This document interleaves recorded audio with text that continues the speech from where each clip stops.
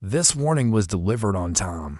It was clear, it was specific, and it was read by the right people. Then it went nowhere. By the end of this video, you'll understand how a single warning failed to become part of the official record, and what happened because of it. History is full of warnings. Most of them are only recognized after it's too late. Think about the engineer who cautioned about the O-rings on the Challenger space shuttle, or the analyst who saw the housing bubble forming before 2008. But there are different kinds of ignored warnings. Some are dismissed because they're wrong, or because the evidence isn't strong enough. Others are ignored because they're inconvenient. They challenge the official story. They complicate an easy decision.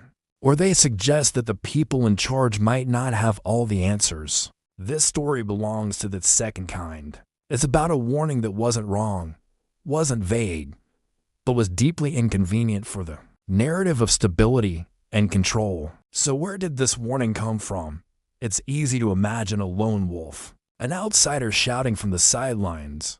But that's not what happened here. This warning came from deep inside the system. It wasn't written by a critic or rebel. It was written by someone whose entire job was to notice patterns, to connect the dots that others missed. They were a part of the machine, a gear designed to spot friction before the entire thing breaks down. What this person saw didn't actually contradict official policy. It didn't say the strategy was wrong. Instead, it contradicted something far more fragile: confidence. The official line was that everything was proceeding as planned, that the system was robust. This internal voice, however, was quietly saying, the data suggests otherwise. It was a message that the confidence we were projecting was not supported by the small, accumulating failures they were observing on the ground. Now, let's talk about the memo itself. This wasn't a panicked, emotional plea. It wasn't an angry email filled with accusations. The document was methodical, professional, and measured. It outlined a developing risk, not as a hypothetical what-if scenario, but as an observable trend. It detailed small, seemingly unrelated failures that were beginning to connect and point in one worrying direction. The language was deliberately calm. There was no finger-pointing, no demand for heads to roll. The memo simply presented the facts as they were and drew a single, logical conclusion. If the current approach continued without adjustment, the eventual cost of failure would grow exponentially. It was a classic risk analysis, highlighting a slow-burning problem before it became a five-alarm fire. The goal wasn't to create panic, but to trigger a course correction while there was still time. This brings us to the decisive moment. The point where a piece of paper becomes either a catalyst for change or a historical footnote. The memo was circulated. It landed on the right desks. We know it was acknowledged. There were conversations about it. People read it. They understood its implications, and they discussed it in meetings. And then it was set aside. It wasn't officially rejected or formally refuted. No one wrote back saying, "Your analysis is flawed." It simply never moved forward. It never became an official agenda item. When later summaries of the situation were written for senior leadership, they focused on stability, on progress, on the positive indicators. The memo, with its inconvenient data and cautious tone, simply did not fit the narrative. It was an outlier, a piece of information that complicated the clean, confident story that everyone wanted to tell. And so, it was quietly filed away. Read but never acted upon. Acknowledged but never recorded.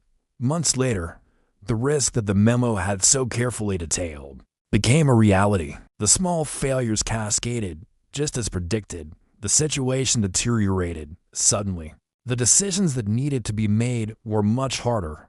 The available options far more limited. The window for a simple course correction had closed. Now, they were in crisis management mode. When analysts and historians later looked back at the event, trying to piece together what went wrong, they found breadcrumbs. They found scattered references to the underlying problems, discussions about individual symptoms. But what they couldn't find was the original warning. They couldn't find the one document that had connected all the dots ahead of time. It had been read by the key players, but because it was never formally entered into the record, it was as if it never existed. The institutional memory had been wiped clean. Years later, a piece of the puzzle finally surfaced. The memo appeared almost by accident. It was quoted, just a single paragraph, and a secondary source, a book written by a researcher who had gained access to a retired official. As personal files, that one paragraph was enough. It was the smoking gun. The confirmation that the warning did, in fact, exist. It proved that someone inside the system had seen the iceberg ahead, had charted its course, and had sent up a flare. But the flare was never logged. History, as it was officially written, didn't keep it. The official record told a story of an unpredictable crisis, a black swan event. The truth, buried in a dusty file box, was that it was predicted all along. This is the real lesson. Warnings don't fail because they're wrong. They often fail because they stop moving. A warning is a piece of information that needs momentum. It needs to be passed up the chain, discussed, debated, and integrated into decision-making. When the chain is broken, when a warning is set aside because it's inconvenient or doesn't fit the narrative, it loses its power. And the cost of that failure isn't immediate. It's delayed. It's paid weeks, months, or even years later when the preventable crisis finally arrives. Some warnings are ignored because they sound crazy. Others are remembered, but only after it's too late. And then there are stories like this one about the warnings that were heard, understood, and then intentionally or unintentionally were never filed at all. They become ghosts in the machine. If you're interested in the warnings history ignored and the stories hidden between the lines, Unfiled History publishes one new story every day. Thanks for watching.